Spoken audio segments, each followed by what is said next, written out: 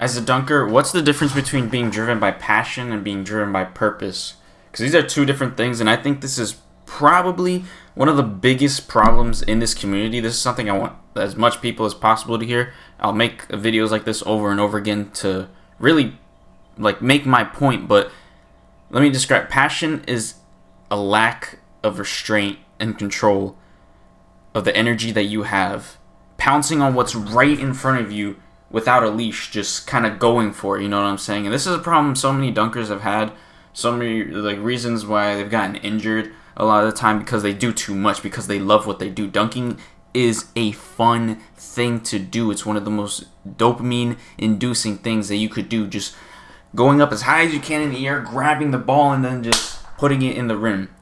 Hit it, slamming it as hard as you possibly can. That is the most fun thing that a dunker can do. But you don't want to be passion slave, because a lot of dunkers are passionate. A lot of dunkers are passionate and they love what they do. But you don't want to let this fire go out of control. You don't want it to cause a forest fire. You want to keep it lit and consistent. You want to keep it constant. You don't want it to get too big to where you're not controlling it anymore. This is what leads to injury. Most of these people are trying to be dunkers because they're trying to be the best that they can be athletically. Whatever their potential is, they're trying to be the best that they can possibly be. There is going to be some type of setback. There's going to be setbacks you have never faced before, but even if you have, it might be to a higher extent. There are going to be setbacks, and that main thing is injuries. It's not a very passionate process when you're doing slow squats or you're doing drops, getting back into it. You're going to be depressed, especially when you have those dunk sessions or those training sessions that you feel defeated because of those injuries. You feel depressed, you feel frustrated because of those injuries that you're dealing with. It's not a passionate process, you know. I could give you examples of the greatest athletes in the world, and I could be completely wrong about this, but let's see, Tom Brady, Messi, Michael Jordan, LeBron James, freaking Tiger Woods. Those guys are some of the best, not because you don't see them and you don't see them as the most passionate. Of course, when they win an important game or when they win a championship or whatever they do, if they make their big accomplishment, of course they're going to be celebrating, they're going to be happy, that's when their passion can come out. I'm not saying don't have passion, because obviously without passion, what the hell were you given this for? But when they go about the process, of getting better and working as a team, working with your teammates, it's a process, and there's intention behind it, there's purpose behind it.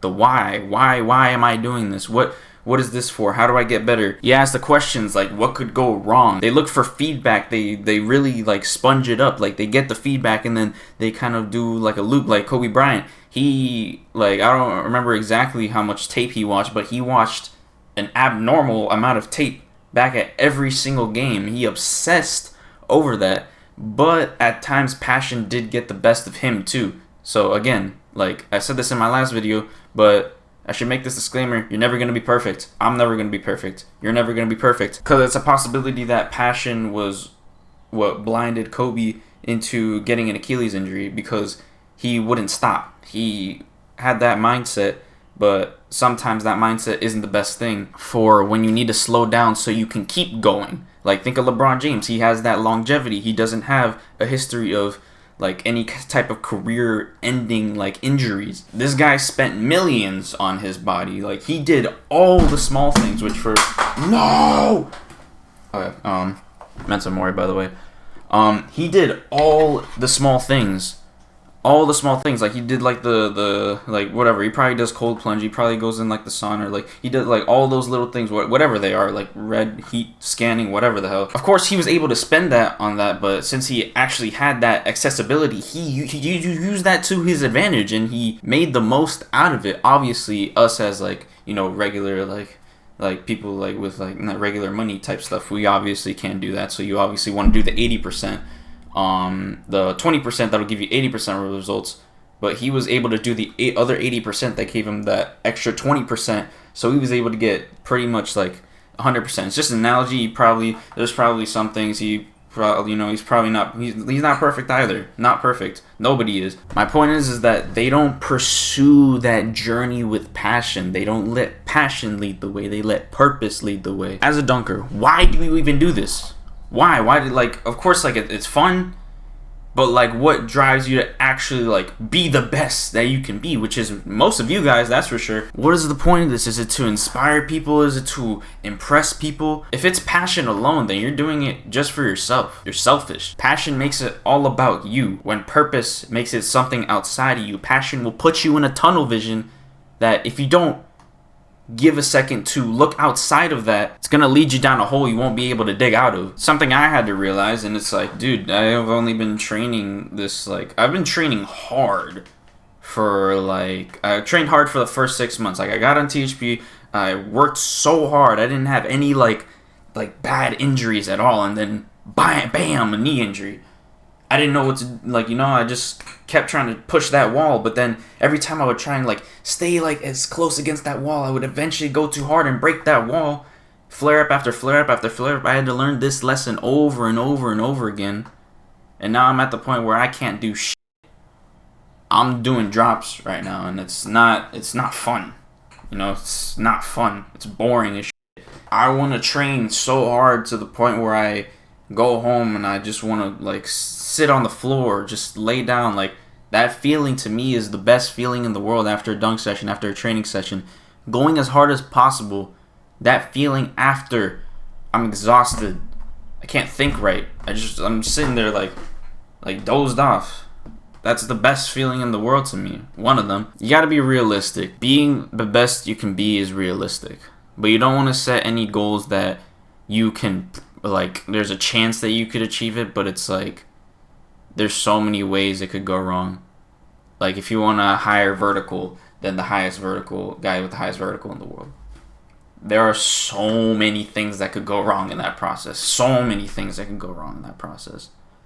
You have to play it out as best as you can, and if you let passion take over alone, it's gonna try and rush through that process. It's gonna try and bam, bam, bam, bam, bam. It's just gonna break it, knock on that door. It's gonna keep knocking on that door, and then you're gonna break that door. Probably not the best analogy, but you know what I'm trying to say. If your goals are too high up there, you're, in the sense of what I said as an example, you're being delusional, if I'm gonna be real. At the end of the day, you have to do what you must do and not do what you selfishly wish and care to be just for your own sake. Because let's say you do this all for yourself. Let's say if this all goes right, you have passion and you get to that point, you do it all for yourself and you feel great. Now what? Now what? And even then, if you get to that point, you'll keep going, and then eventually something will happen. Eventually. Because even if you do get to such a point where you're so happy, you might not be satisfied, especially once you get to that point. Because then even, say if you didn't even have those injuries, you're going to get older. Then what do you have when you're older? If all you got was the pleasure from being able to be one of the best in the world. If that's all you had, and you got to that point, and you say you never get injured, you get to the point where you're older and you don't have that anymore. What do you do? You sit there with nothing left. Maybe that's an exaggeration, but again, you know what I'm trying to say. You will have obstacles, and you can't face them passionately. You can't. If you can't just be thinking about, oh, this is I'm going through an obstacle right now. I'm gonna come out of this the best I'm gonna ever be.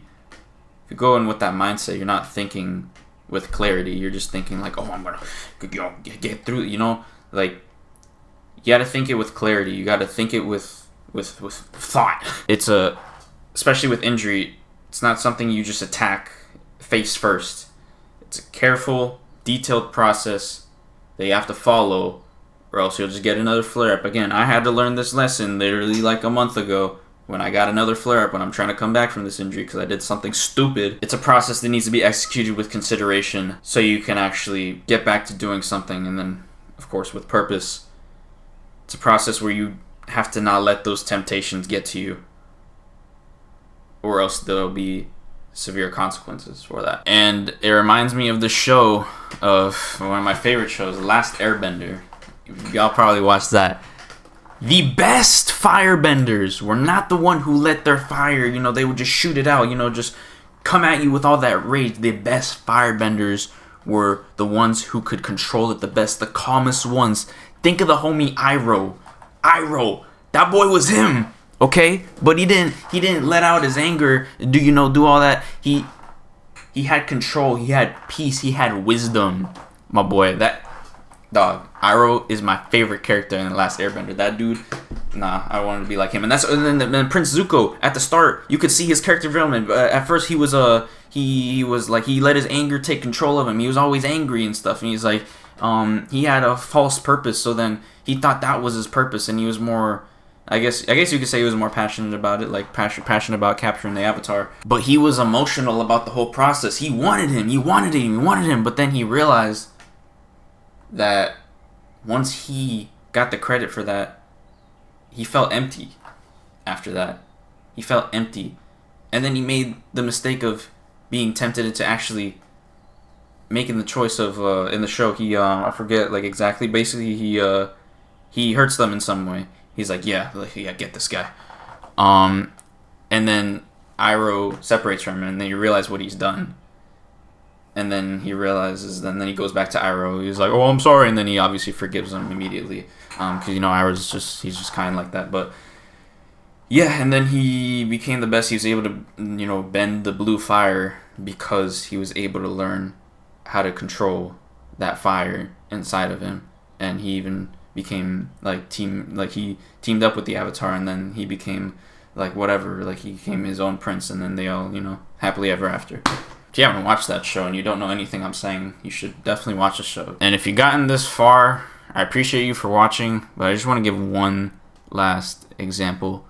Two of the best dunkers in the world, Isaiah Rivera and Jordan Kilgannon. Let me talk about Isaiah first. Isaiah, he had to learn this lesson over and over and over and over again. First, he had some type of tendinopathy at the start, and then he went to John, and then he got it better. He's like, "Stop jumping," and he's like, "What? No, I'm not. No, there's no way." And then he was like, "All right, fine, I'll listen to you."